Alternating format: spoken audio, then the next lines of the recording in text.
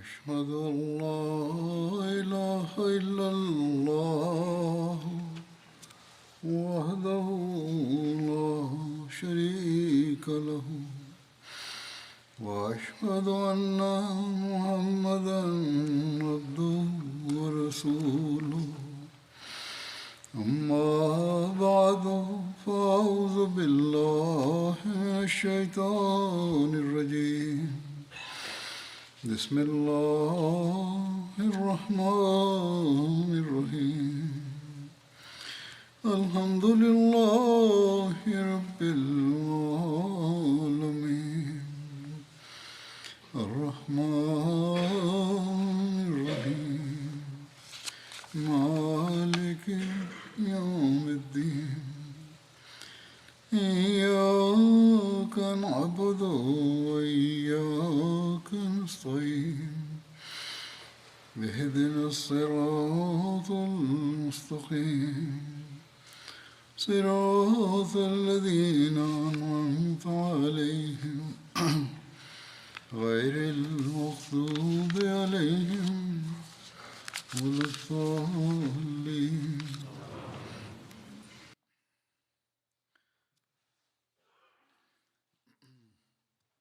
J'évoquais la bataille d'Uhud dans mon précédent sermon.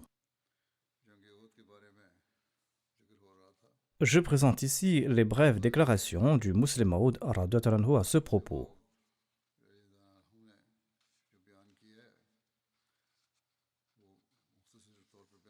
Le Muslim Maud radhiyallahu anhu déclare: l'armée mécoise a pris la fuite lors de la bataille de Badr et les Korachites ont annoncé qu'ils attaqueraient de nouveau Médine l'année d'ensuite et qu'ils se vengeraient des musulmans suite à leur défaite.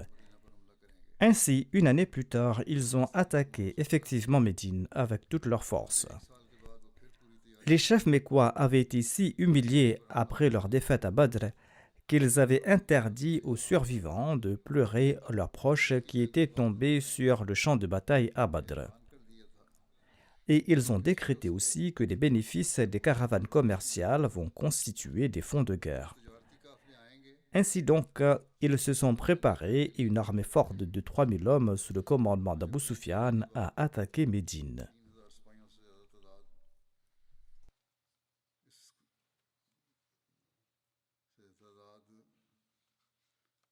Cette armée sous le commandement d'Abu Sufyan a attaqué Médine. Le saint prophète Mohammed lui a tenu conseil et il a demandé à ses compagnons s'il fallait se battre à Médine ou aller à la rencontre de l'ennemi. Lui-même, il était en faveur de la première option car il préférait laisser à l'ennemi venir les attaquer dans leur quartier. Ainsi, la responsabilité de l'agression allait incomber à l'ennemi et les musulmans pourraient aisément riposter. Mais il se trouvait dans le conseil beaucoup de jeunes musulmans qui n'avaient pas eu la chance de participer à la bataille de Badr et qui souhaitaient ardemment mourir pour la cause de Dieu et tomber en martyr. Ils ont insisté pour une bataille ouverte afin d'avoir l'occasion de mourir au combat. Le saint prophète Mohammed lui a accepté leur avis. Au cours des débats, le saint prophète Mohammed lui leur a présenté son rêve qu'il avait vu. Il a déclaré que dans ce rêve, j'ai vu plusieurs vaches et j'ai vu aussi que mon épée a été épointée. Et j'ai vu qu'on abattait ces vaches et j'ai aussi vu que j'avais placé ma main dans une côte de maïssure. Et je me suis vu monter sur un bélier. Les compagnons ont demandé au prophète d'Allah, paix soit sur lui, comment il interprétait ce rêve. Le saint prophète Mohammed, paix soit sur lui, a expliqué: l'abattage de la vache indique que quelques-uns de mes compagnons seront tués au combat. La pointe de mon épée cassée indique que quelqu'un d'important dans ma famille va trouver la mort, ou que peut-être moi-même je vais recevoir une blessure quelconque. Le fait que j'ai placé ma main dans une côte de mailles semble signifier que si nous restons à Médine, ce sera mieux pour nous. Et quant au fait que je me suis vu monter sur un bélier, eh bien cela signifie que nous allons vaincre le commandant des incroyants.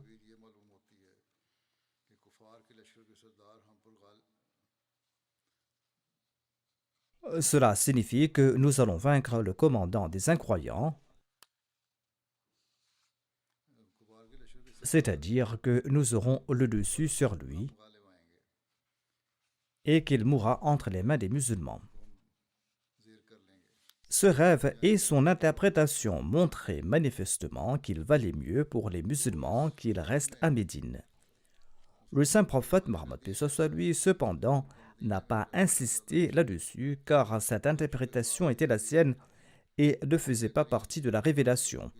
Il a donc accepté l'avis de la majorité et il a décidé de sortir de Médine pour livrer bataille à l'ennemi à l'extérieur de Médine. Les rêves présentent aussi des indices.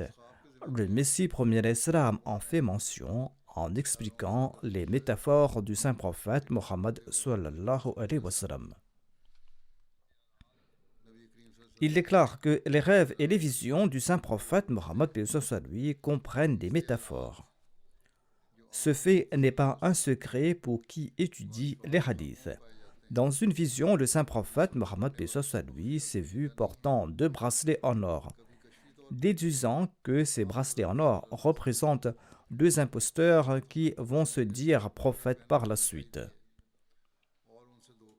Il a aussi vu des vaches qu'on abattait dans un de ses rêves, indiquant que ces vaches faisaient référence à ses compagnons qui sont tombés en martyrs lors de la bataille d'Uhud. On trouve aussi d'autres exemples dans les visions des autres prophètes. Leurs visions différaient de la réalité à laquelle elles se référaient. Ainsi, la présence de métaphores et d'allégories dans les propos des prophètes n'est guère une rareté.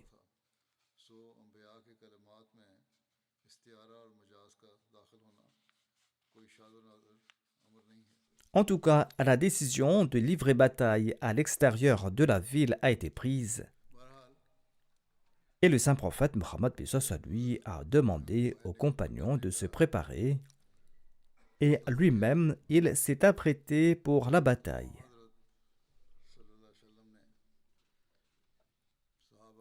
La description rapporte que l'envoyé d'Allah sallallahu alayhi wa sallam préférait rester en ville et éviter le combat à l'extérieur, et ce en raison de son rêve. Cependant, suite à l'insistance des gens, il a accepté leur point de vue. Il a ensuite dirigé la prière du vendredi, il a prodigué des conseils aux membres de l'assistance et il a encouragé les musulmans à combattre avec détermination et avec courage. Le prophète sallallahu alayhi wa sallam a réconforté les gens en annonçant que la patience conduirait à la victoire et à la prospérité par la grâce d'Allah. Ensuite, il a enjoint au peuple de se préparer au combat, suscitant la joie parmi eux. Après cette annonce, le saint prophète Mohammed lui a dirigé la prière d'Asr avec l'ensemble de la communauté. En ces instants, des personnes des régions avoisinantes s'étaient également rassemblées. Le saint prophète Mohammed lui s'est rendu chez lui en compagnie d'Abu Bakr et en compagnie d'Omar.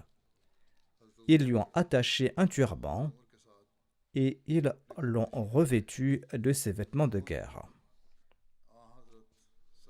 Les combattants attendaient en rangée. À ce moment-là, Sa'd bin Mu'adh et Usayd bin Hudayr ont dit aux combattants: Vous avez contraint le saint prophète Mohammed lui à sortir et à combattre à l'extérieur de la ville, et ce contre son gré. Laissez la décision entre ses mains. Quel que soit son ordre ou quelle que soit son opinion, il s'y trouvera le bien pour vous. Obéissez donc au prophète sallallahu alayhi wa sallam. Le saint prophète Mohammed lui est sorti. Il était vêtu d'une tenue de combat comprenant une double armure, c'est-à-dire 2 couches de cotte de mailles superposées. Ces armures étaient connues sous le nom de Dhatul Fusul et de Fiza. Sa'd bin Ubada lui avait envoyé la cotte de mailles nommée Dhatul Fusul quand l'envoyé d'Allah, paix soit lui, se dirigeait pour la bataille de Badr. Au moment de la mort du saint prophète Mohammed paix soit sur lui, cette armure était toujours en gage auprès d'un juif. Ensuite, Abu Bakr a repris cette armure moyennant un paiement. Le saint prophète Mohammed paix soit sur lui portait également une épée à sa ceinture et un carquois au dos. Selon un récit, l'envoyé d'Allah sallallahu alayhi wa sallam montait son cheval nommé Saqab, tenant un arc et une lance à la main. Il avait peut-être accompli ces deux actions et il est possible que des témoins aient aperçu ces détails de manière différente. Quand l'envoyé d'Allah paix soit sur lui est sorti de sa maison avec ses armes, on lui a annoncé que Malik bin Amr Najjari était décédé et que sa dépouille avait été placée en attente pour ses prières funéraires. Le saint prophète Mohammed paix soit sur lui a dirigé sa prière funéraire avant de partir pour la bataille. Les combattants lui ont dit: Ô messager d'Allah, sallallahu alayhi wa sallam, notre intention n'était pas de vous contredire ou de vous contraindre. Agissez en conséquence. Un récit suggère également qu'ils auraient dit: si vous ne souhaitez pas vous battre à l'extérieur de la ville, nous allons combattre ici à l'intérieur de la ville. L'envoyé d'Allah paix soit sur lui a répondu: il n'est pas permis au prophète de retirer ses armes une fois qu'il les a revêtues, jusqu'à ce qu'Allah ait prononcé un jugement entre lui et ses ennemis. Un autre récit utilise les termes « à moins qu'il ne se batte ». Hazrat Mirza Bashir Ahmad Sahib a évoqué les préparatifs du saint prophète Mohammed paix soit sur lui lors de la bataille d'Uhud et la reconnaissance des erreurs des compagnons. Il déclare: le prophète paix soit sur lui s'est retiré dans sa résidence et il a noué son turban, il a revêtu ses équipements, il a pris ses armes avec l'aide d'Abu Bakr et d'Omar et il est sorti au nom d'Allah. Pendant ce temps, en raison de la réprimande par Sa'ad bin Mu'adh, le chef de la tribu Aus, et d'autres éminents compagnons, les jeunes hommes ont commencé à comprendre leur erreur. Notamment qu'ils n'auraient pas dû insister sur leur propre opinion et s'opposer à celle du messager d'Allah. La plupart d'entre eux étaient maintenant enclins au remords. Quand ces jeunes hommes ont vu le saint prophète paix soit sur lui venir avec ses armes, revêtu d'une double armure et de son casque, leur regret a été encore plus grand. Et ils ont presque unanimement déclaré: Ô messager d'Allah, sallallahu alayhi wa sallam, nous avons commis une erreur en insistant sur notre propre point de vue au détriment du vôtre. À vous d'employer la stratégie que vous jugez la plus appropriée. Si Dieu le veut, elle sera très bénie. L'envoyé d'Allah, paix soit sur lui, a répondu: il ne convient pas à un prophète de Dieu de prendre ses armes pour ensuite les déposer avant que Dieu ne prononce un verdict. Sortez maintenant au nom d'Allah, et si vous êtes patient, l'aide d'Allah sera avec vous.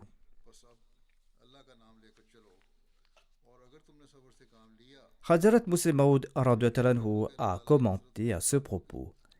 Il déclare: quand le saint prophète Mohammed paix soit sur lui est sorti, les jeunes ont ressenti des remords. Et ils l'ont dit au prophète d'Allah, sallallahu alayhi wa sallam: votre conseil semble meilleur. Nous devons rester à Médine et combattre l'ennemi dans nos rues. L'envoyé d'Allah, paix soit sur lui, a répondu: maintenant, le prophète d'Allah a revêtu son armure, quoi qu'il arrive, nous irons de l'avant. Si vous demeurez ferme et persévérant, Allah vous aidera. En tout cas, les préparatifs du départ de l'armée islamique ont débuté. Ce disant, le saint prophète Mohammed paix soit sur lui a quitté Médine avec une force de 1000 hommes. Le saint prophète paix soit sur lui a ordonné la préparation de 3 lances auxquelles il a attaché 3 drapeaux. Il a confié le drapeau de la tribu Aus à Usayd bin Hudayr, le drapeau de la tribu Khazraj à Hubab bin Munzir.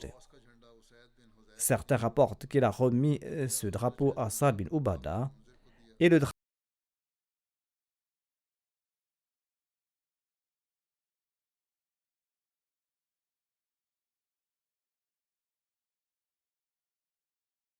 de Médine. l'envoyé d'Allah, paix soit sur lui, a enfourché son cheval nommé Thaqab. Il a passé son arc autour de son cou. Il a pris sa lance dans sa main. Selon les récits, les musulmans disposaient de 2 chevaux lors de la bataille d'Uhud. Un cheval nommé Thaqab était à la disposition du saint prophète Mohammed paix soit sur lui, et l'autre nommé Mulabba était avec Abu Burda. Les musulmans avaient également orné leurs armes. Une centaine d'entre eux portaient des armures, et les 2 Sardes, à savoir Saad bin Mu'adh et Saad bin Ubada, couraient devant le saint prophète Mohammed paix soit sur lui. Tous 2 étaient revêtus d'armures. Le saint prophète paix soit sur lui était entouré de ses compagnons à sa droite et à sa gauche. Lorsqu'il est arrivé à Thania, il a aperçu une troupe lourdement armée dont les armes résonnaient. Il a demandé qui c'était. Les compagnons ont répondu qu'il s'agissait des alliés juifs d'Abdullah bin Ubay. Le prophète a demandé si ces juifs avaient embrassé l'islam. La réponse était négative. Sur ce, le saint prophète a déclaré « Nous n'allons pas accepter l'aide des infidèles contre les polythéistes ». Hazrat Mirza Bashir Ahmad Sahib a commenté à ce propos. Il déclare après cela, l'envoyé d'Allah, paix soit sur lui, a ordonné que 3 drapeaux soient préparés pour l'armée islamique. Le drapeau de la tribu Aws a été confié à Usaid bin Hudayr, le drapeau de la tribu des Khazraj a été confié à Hubab bin Munzir et le drapeau des Muhajirin a été confié à Ali. Par la suite, ce drapeau a été confié à Musab bin Umair. Ensuite, le prophète d'Allah a nommé Abdullah bin Maktoum en tant qu'imam à Médine, et ayant accompli la prière d'Asr, l'envoyé d'Allah paix soit sur lui est sorti de Médine avec un très grand nombre de ses compagnons. Les chefs des tribus Aws et Khazraj, à savoir Saad bin Mu'adh et Saad bin Ubada, avançaient en courant au-devant de la monture du saint prophète paix soit sur lui, et le reste des compagnons étaient à sa droite et à sa gauche et derrière l'envoyé d'Allah paix soit sur lui. L'envoyé d'Allah s'est mis en route et il est arrivé à l'endroit dit Sheikhain, où il a établi son camp. Il s'agissait de 2 montagnes de Médine. À cet endroit, il a inspecté son armée et il a renvoyé ces jeunes qu'il estimait ne pas avoir atteint l'âge de 15 ans ou qui n'avaient que 14 ans. L'imam Shafi'i a relaté que l'envoyé d'Allah, paix soit sur lui, a renvoyé 17 jeunes de 14 ans qu'on lui a présentés. Et lorsqu'on a présenté des jeunes de 15 ans, l'envoyé d'Allah, paix soit sur lui, les a autorisés à participer à la bataille.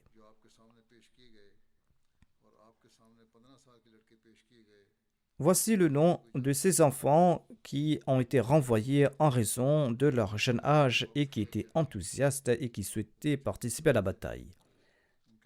Il y avait parmi eux Abdullah bin Omar, Zayd bin Thabit, Oussama bin Zayd, Zayd bin Arqam, Bara bin Azib, Usaid bin Zuhair, Araba bin Aws, Abu Saïd Khudri, Aws bin Thabit, Saad bin Bahira, Ibn Muawiyah Bajdi, Saïd bin Habda. Habda était le nom de sa mère. Saad bin Uqayb, Zayd bin Jariya et Jabir bin Abdillah. Il ne s'agit pas du Jabir bin Abdillah qui avait rapporté des hadiths. Il avait aussi parmi ces jeunes Abdullah Rafi bin Khadij et Samra bin Jundub. On a informé le saint prophète, paix soit sur lui, que Rafi bin Khadij était un archer et il lui a donné la permission de participer à la bataille. Après avoir découvert qu'il était un archer compétent, le saint prophète lui a accordé la permission de participer à la bataille. Samra bin Jundub a déclaré: l'envoyé d'Allah, paix soit sur lui, a permis à Rafi bin Khadij de participer à la bataille et m'a renvoyé, même si je peux le jeter à terre dans une lutte. Quand l'envoyé d'Allah, paix soit sur lui, a appris cela, il leur a demandé de se mettre au combat. Samra a mis à terre Rafi lors du combat et le saint prophète lui a également accordé la permission de participer à la bataille. Selon les récits, après avoir inspecté l'armée et après le coucher du soleil, Bilal a lancé l'appel à la prière de Maghrib et l'envoyé d'Allah, paix soit sur lui, a dirigé la prière de Maghrib.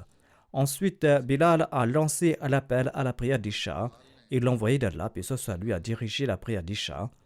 Et il a passé la nuit à Sheikhain et il a nommé Mohammed bin Maslama comme gardien pour assurer la sécurité.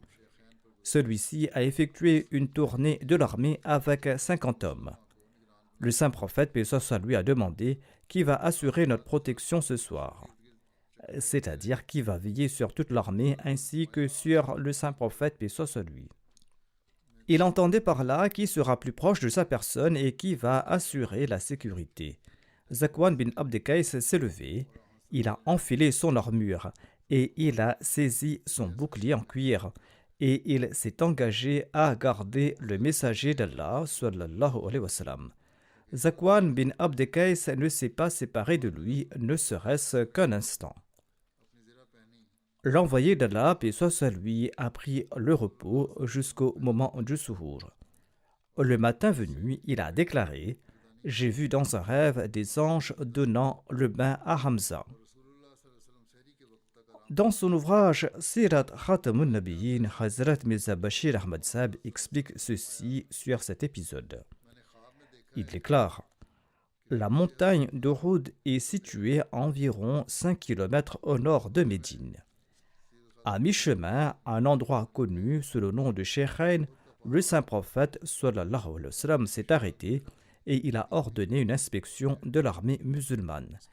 Les mineurs désireux de participer au djihad ont été renvoyés. En conséquence, Abdullah bin Omar, Oussama bin Zayd et Abu Saïd Khudri, entre autres, ont été congédiés. Rafi bin Khadij avait également le même âge que ses enfants, mais il était un archer émérite. En raison de cette qualité, son père a intercédé en sa faveur auprès du saint prophète, paix soit sur lui, afin de lui permettre de participer à cette bataille.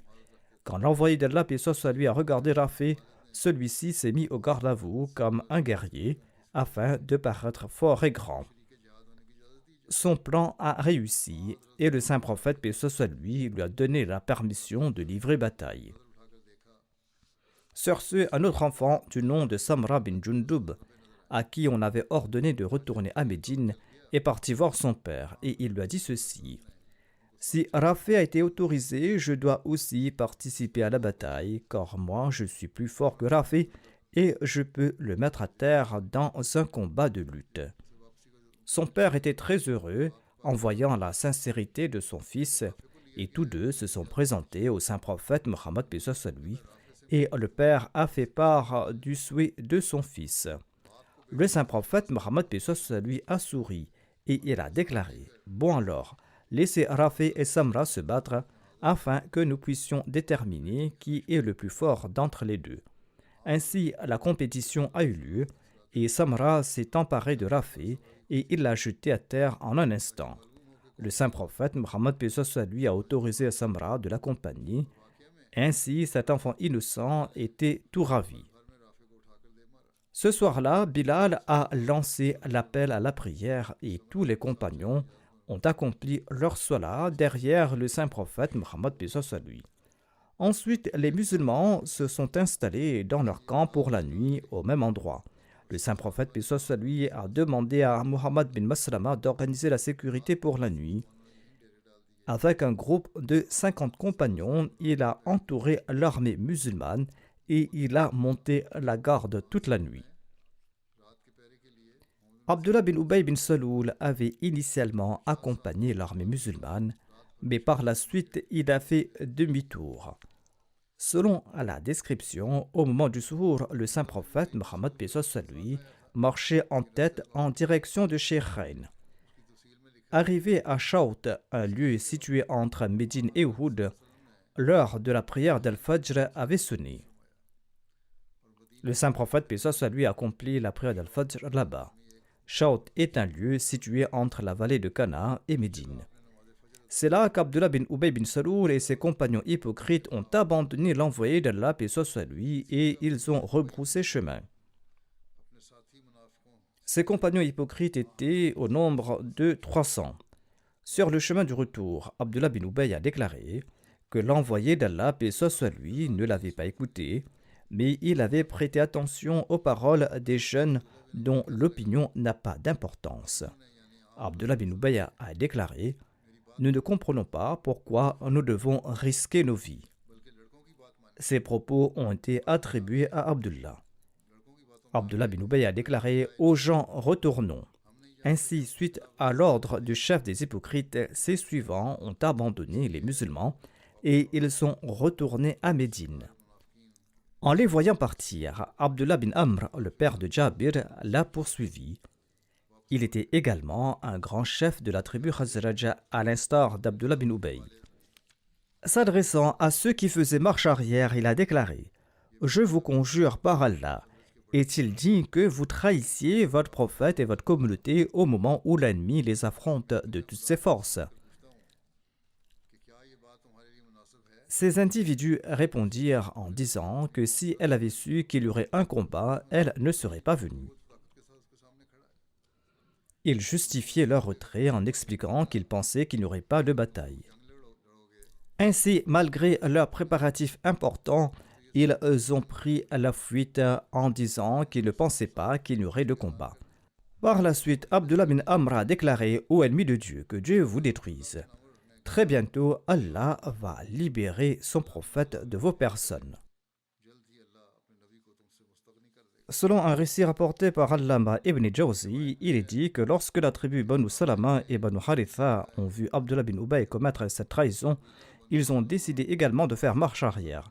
Ces deux tribus se trouvaient de chaque côté de l'armée musulmane. Cependant, Allah les a protégés de ce péché et ils ont abandonné l'intention de revenir en arrière. Sur ce, Allah a révélé ce verset : « إِذْ هَمَّتْ طَائِفَتَانِ مِنْكُمْ أَنْ تَفْشَلَا وَاللَّهُ وَلِيُّهُمَا وَعَلَى اللَّهِ فَلْيَتَوَكَّلِ الْمُؤْمِنُونَ »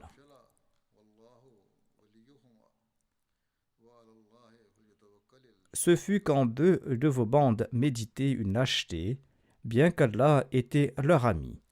C'est en Allah que les croyants doivent placer leur confiance.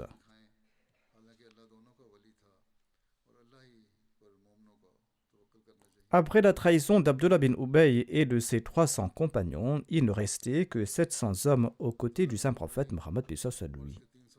Quand Abdullah bin Ubay a rebroussé chemin, les Ansar ont demandé au saint prophète paix soit sur lui, au messager d'Allah, est-ce que nous ne devons pas demander de l'aide de ceux de nos alliés parmi les Juifs? Il faisait référence aux Juifs de Médine, probablement à la tribu Banu Qurayza, car ces derniers étaient les alliés de Sa'd bin Mu'adh, qui était le chef de la tribu Aws. Selon certains érudits, Sa'd bin Mu'adh jouissait parmi les Ansar un statut comparable à celui d'Abu Bakr radhiyallahu anhu parmi les émigrants. Suite à la proposition des Ansar, le saint prophète Mohammed paix soit sur lui a tout simplement déclaré qu'il n'avait pas besoin de leur assistance. Hazrat Mirza Bashir Ahmad Saib a également commenté à ce propos.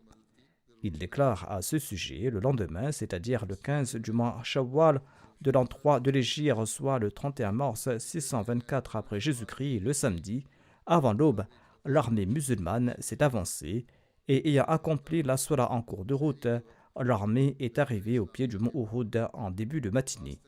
À cette occasion, Abdullah bin Ubay bin Saloul, le chef des hypocrites, a trahi les musulmans et il s'est séparé avec 300 de ses partisans.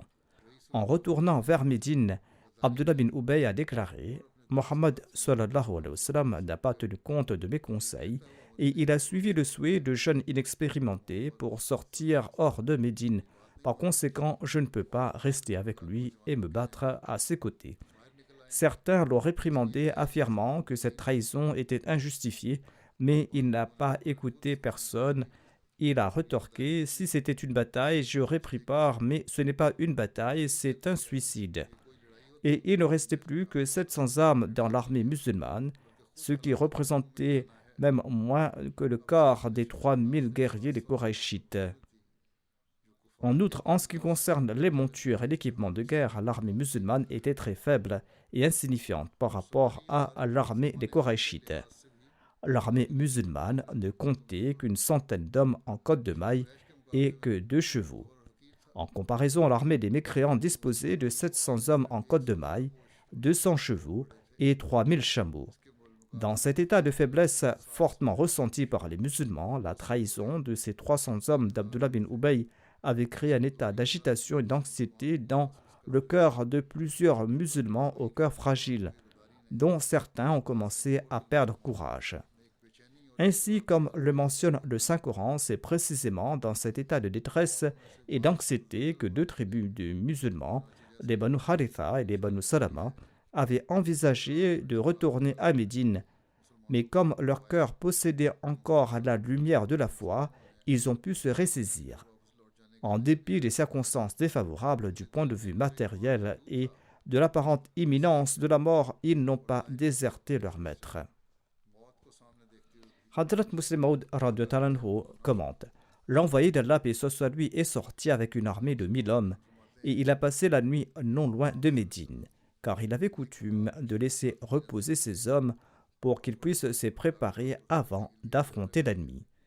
Le saint prophète, paix soit lui, a fait une ronde à l'heure des prières du matin et il a constaté que les Juifs s'étaient joints aux musulmans sous prétexte qu'ils avaient des traités d'alliance avec des tribus de Médine.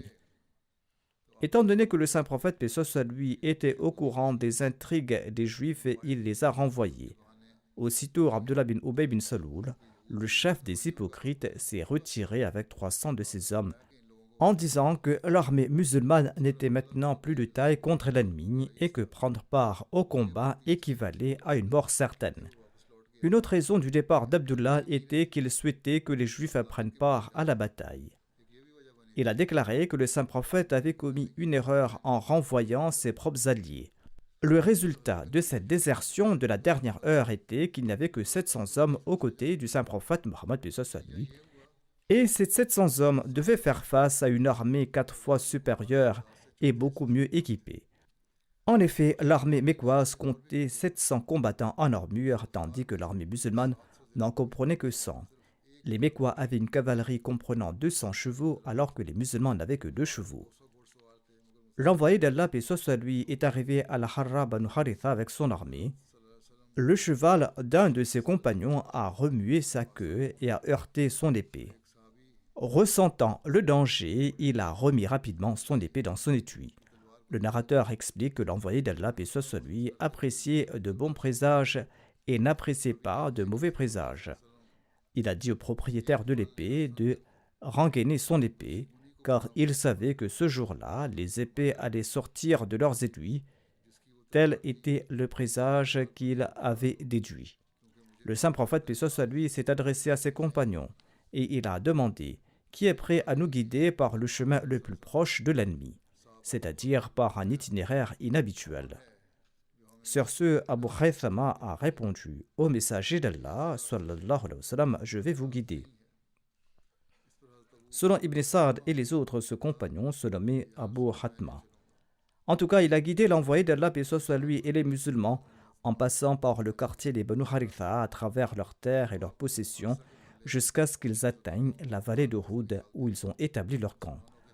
L'envoyé d'Allah, paix soit lui, s'est installé de manière à voir le mont Uhud derrière les musulmans et Médine devant eux. Ici, le saint prophète, paix soit lui, s'est adressé aux musulmans. Ils se sont alignés au pied du mont Uhud et l'heure de la prière d'Al-Fajr du samedi matin approchait, tandis que les musulmans observaient les polythéistes en face. Bilal a lancé l'appel à la prière du matin. Il a lancé l'Iqama, ensuite l'envoyé d'Allah, paix soit lui, a dirigé ses compagnons dans la prière du matin.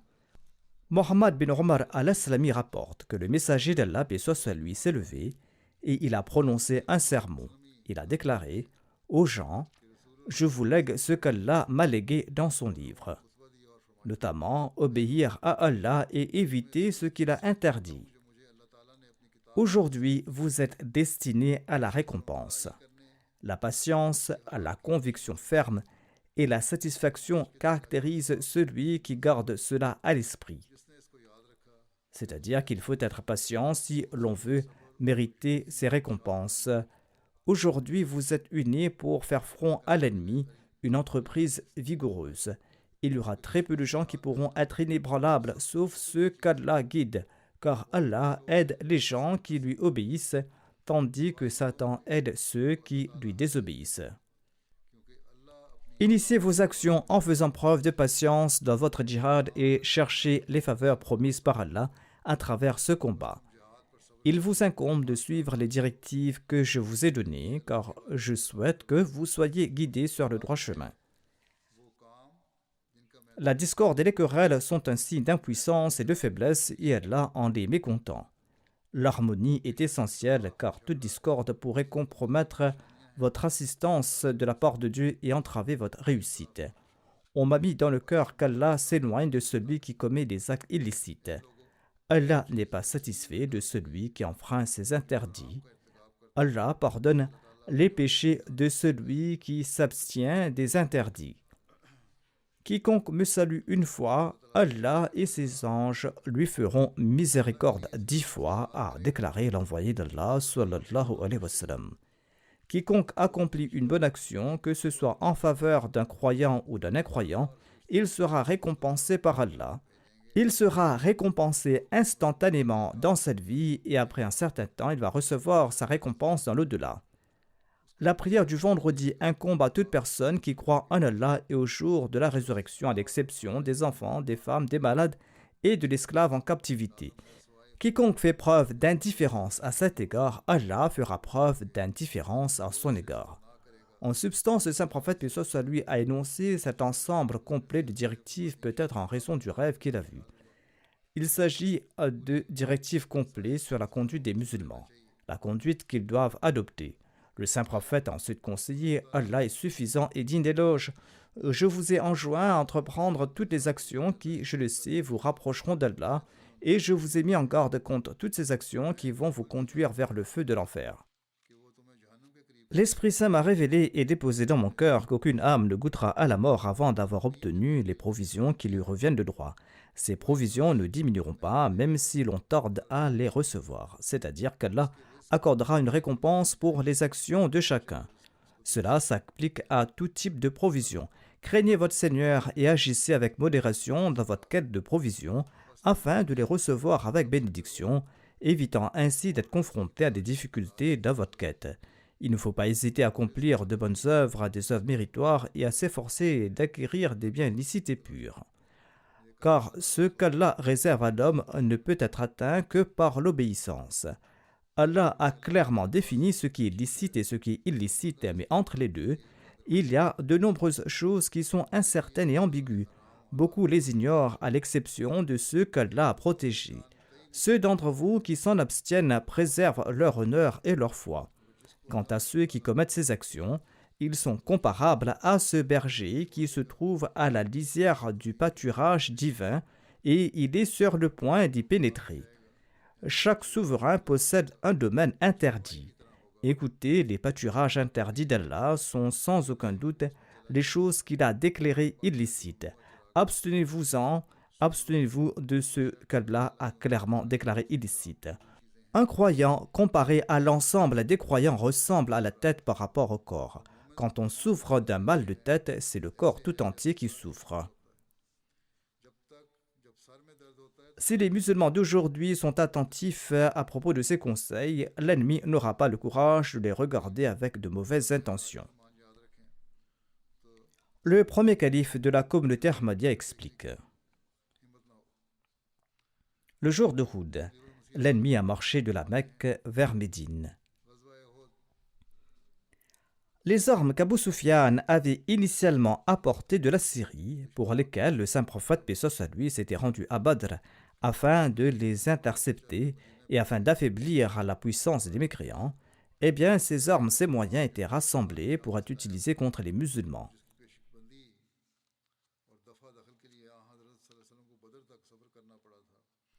Le verset suivant du Saint-Coran fait allusion à cela et à ceux qui ont dépensé pour cette cause.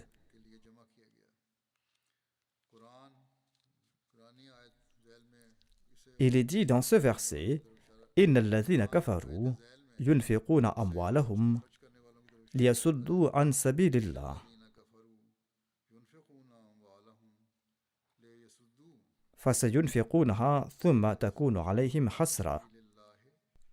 Les tribus Banu Tahama et Banu Kinana ont également pris part aux côtés des mécréants lors de cette bataille, et le nombre d'ennemis a atteint près de 3000. Ils étaient tous vêtus d'armure et il se trouvait parmi eux 700 cavaliers, et ils étaient tous impatients de se venger des musulmans. Cette armée d'hommes zélés, composée de nombreuses petites tribus, était sous le commandement d'Abu Sufyan, et l'ennemi avait fermement établi sa base au nord-ouest de Médine. La vallée d'Uhud était l'unique rempart entre les mécréants et la ville de Médine. Après avoir établi leur base, les mécréants ont commencé à détruire les champs et les vergers des habitants de Médine. Les compagnons se sont mis dans une colère noire et les musulmans se sont préparés à se venger. Ils ont demandé instamment au saint prophète Mohammed paix soit lui la permission de se défendre. Et le saint prophète paix soit lui a pris 1 millier d'hommes et a quitté Médine pour combattre les mécréants. L'un des chefs de Médine, Abdullah bin Ubay, qui résidait à Médine et qui montrait initialement son soutien aux musulmans, s'est séparé des musulmans au moment crucial avant la bataille et il a pris avec lui 300 de ses partisans. L'armée musulmane est passée alors de 1000 hommes à 700 hommes. Cette petite armée ne disposait que de 2 chevaux, mais malgré cela, l'armée a marché courageusement. En passant par le verger de Dath, ils sont arrivés au mont Uhud. L'armée musulmane a campé toute la nuit dans la vallée du mont Uhud et après la prière du matin, l'armée s'est rassemblée sur le champ de bataille. En d'autres termes, la bataille a débuté après le lever du soleil. Inch'Allah, je présenterai les détails de cet événement dans le prochain sermon. Je fais les rappels de prière en faveur des Palestiniens, priez pour eux ces derniers jours, après la fin de la trêve dans les combats, comme on s'y attendait, ce qu'on prédisait s'est produit. L'État israélien bombarde et attaque chaque partie de Gaza avec une force encore plus grande qu'auparavant. Un plus grand nombre d'enfants et de civils innocents sont tués. Même un représentant du Congrès des États-Unis, qui est peut-être un juif, a déclaré qu'on a dépassé les limites et que les États-Unis doivent jouer leur rôle pour mettre un terme à cette situation. Le président des États-Unis laisse également entendre que ces tirs et ces bombardements qui ont lieu simultanément au nord et au sud doivent cesser. Auparavant, on disait que le sud ne sera pas touché, qui à présent subit des attaques. Toutefois, il ne faut pas se leurrer en pensant que ces propos du président américain sont le résultat d'une quelconque compassion pour l'humanité. Il ne faut guère se tromper à ce propos. Ces paroles ont été prononcées dans son propre intérêt étant donné que les élections approchent aux États-Unis et que la population jeune appelle à un cessez-le-feu, tout comme les citoyens musulmans américains. Il fait tout cela pour gagner des voix. Il n'éprouve aucune compassion pour les Palestiniens ou pour les musulmans. Les voix des pays musulmans commencent à se faire entendre. Mais tant qu'ils ne s'uniront pas et tant qu'ils n'appelleront pas à un cessez-le-feu, il n'y aura aucun avantage. Qu'Allah établisse l'unité entre les musulmans. Le monde non musulman sait que la désunion règne dans le monde musulman, voire que les musulmans s'entretuent. Par exemple, il y a le Yémen ou d'autres pays musulmans. Des milliers d'enfants et des innocents sont tués par des musulmans, voire des centaines de milliers sont tués dans certains pays. Tout cela enhardit les non-musulmans qui pensent qu'il est normal d'infliger ces cruautés aux musulmans, étant donné que les musulmans s'en infligent mutuellement. Si les musulmans ne se soucient pas de la vie des autres musulmans, pourquoi l'ennemi s'en souciera-t-il? Dans le Saint-Coran, Allah a strictement mis en garde contre le meurtre d'autres musulmans en déclarant que tout musulman qui est coupable du meurtre d'un musulman finira en enfer. Qu'Allah permette aux musulmans de s'unir et que les musulmans puissent mettre fin à l'injustice dans le monde au lieu de se battre entre eux. L'ONU a tenté de se faire entendre, mais qui écoute l'ONU? L'ONU prétend qu'elle va faire ceci ou cela, mais elle est impuissante car personne n'écoute l'ONU. Les grandes puissances exercent leurs droits. Qu'Allah ait pitié des musulmans. Nous devons prier pour que ces cruautés cessent et parallèlement, comme je l'ai déjà dit, les membres de la communauté, par l'intermédiaire de leur jamaat, doivent contacter leurs responsables locaux et leurs hommes politiques afin qu'ils fassent entendre leur voix pour mettre fin à ces injustices. De même, nous devons transmettre le même message à nos contacts pour qu'ils s'efforcent de mettre fin à ces injustices. Qu'Allah protège les innocents de ces injustices. Après la prière de Juma, je vais diriger 2 prières funéraires en l'absence des dépouilles. La première est celle de la respectable Masouda Begum Akmal Sahiba des Pays-Bas. Elle était l'épouse du regretté Abul Hakim Akmal Saheb, qui était le missionnaire de la Jamaat là-bas aux Pays-Bas. Elle est décédée récemment. Inna lillahi wa inna ilayhi raji'un. Son grand-père maternel, Mia Abdus Samad Saheb, et son arrière-grand-père maternel, Mia Fatedin Saheb Sekwan, étaient originaires de Qadian et tous deux étaient des compagnons du Messie premier l'Islam. La défunte est restée longtemps au service de la foi aux Pays-Bas aux côtés de son mari. Suite à l'instruction du Muslim Maud Radutalanho en 1957, Akmal Saheb, son mari, s'est rendu aux Pays-Bas pour la première fois. La défunte n'était pas avec lui. Elle l'a rejoint en 1969. Ensuite, elle est revenue et elle est repartie en 1986. Au cours de sa vie conjugale, elle a passé environ 15 ans seule et elle n'était pas avec son mari car son mari servait à l'étranger. Parmi les services notables rendus par la défunte pendant son séjour aux Pays-Bas, on peut citer la création de la Lejna Imaïla des Pays-Bas. Elle a eu l'honneur d'être la première présidente de la Lejna Imaïla des Pays-Bas. Elle était très sincère et loyale envers le califat. C'était une dame juste, pieuse, régulière dans ses prières et dans ses jeûnes. Elle était moussia. Elle laisse derrière elle 3 fils et une fille, qui tous servent sincèrement à la Jamaat d'une manière ou d'une autre. L'un de ses fils était le président de l'Ansarullah des Pays-Bas et l'autre a peut-être été élu cette année-ci comme président de l'Ansarullah de ce pays. Il rend également d'autres services dans d'autres domaines. Qu'Allah accorde son pardon et sa miséricorde à la défunte et qu'il permette à ses enfants de perpétuer ses bonnes œuvres. Le deuxième défunt est le maître Abdul Majid Saheb à Waqf Zindagi qui était professeur à l'école secondaire Talimul Islam à Rabwa. Il est décédé récemment, il avait déménagé au Canada après sa retraite et c'est là-bas qu'il est décédé. Inna lillahi wa inna ilayhi raji'un. Il laisse derrière lui son épouse, 3 fils et 2 filles. Son fils Mazhar Majid déclare: Mon père possédait de grandes qualités, il était très humble et il menait une vie très simple. Ma mère raconte que depuis leur mariage jusqu'à sa mort, elle l'a trouvé extrêmement vertueux. Quelques années après leur mariage, un jour, le défunt pleurait en priant à haute voix. Après avoir terminé sa salat, elle lui a demandé pourquoi il priait. Il a répondu: Je souhaite consacrer ma vie pour enseigner au lycée Talim Islam de Rabwa. Auparavant, il enseignait ailleurs dans sa région.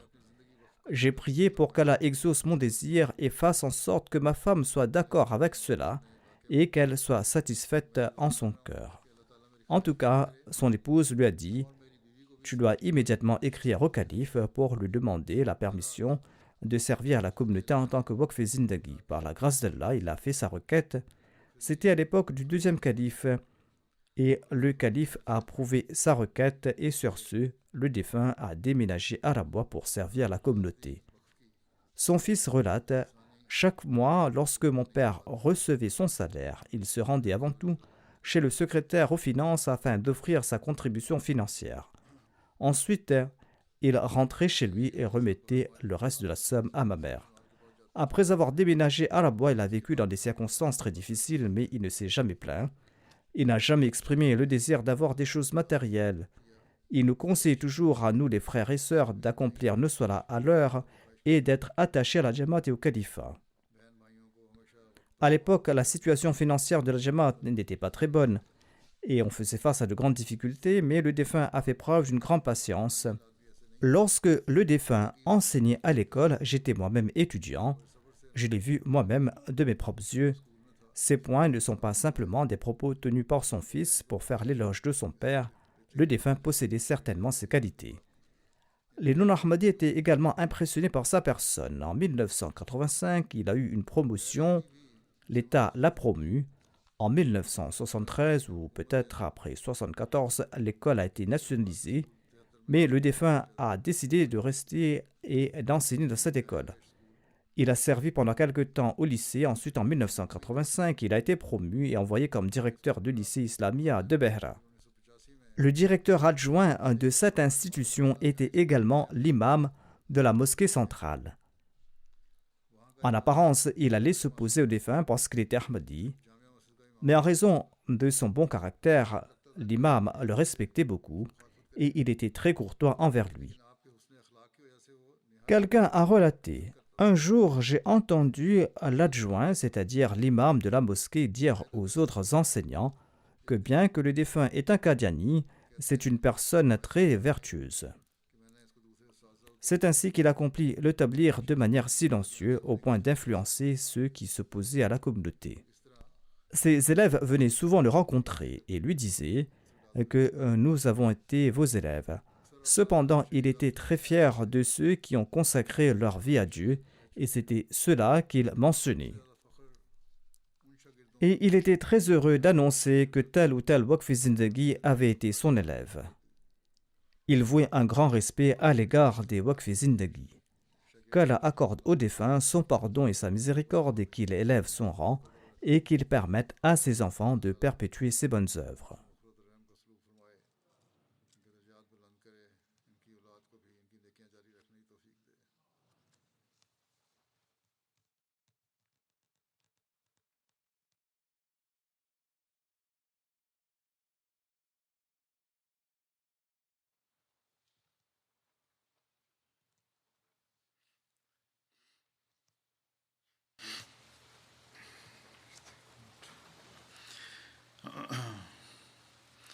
Alhamdulillah, alhamdulillah, nahmaduhu wa nasta'inuhu wa nastaghfiruhu wa nu'minu bihi wa natawakkalu alayhi wa na'udhu billahi min shururi anfusina wa min sayyiati a'malina.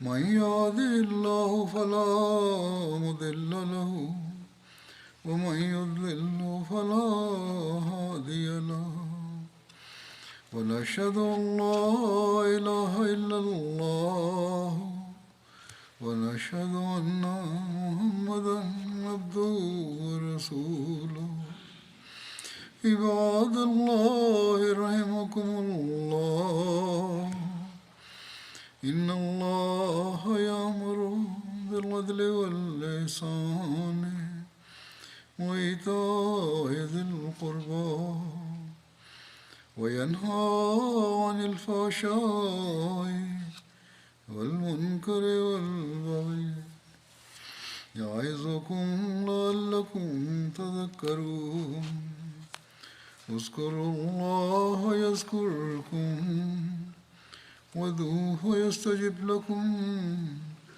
ولذكر الله أكبر.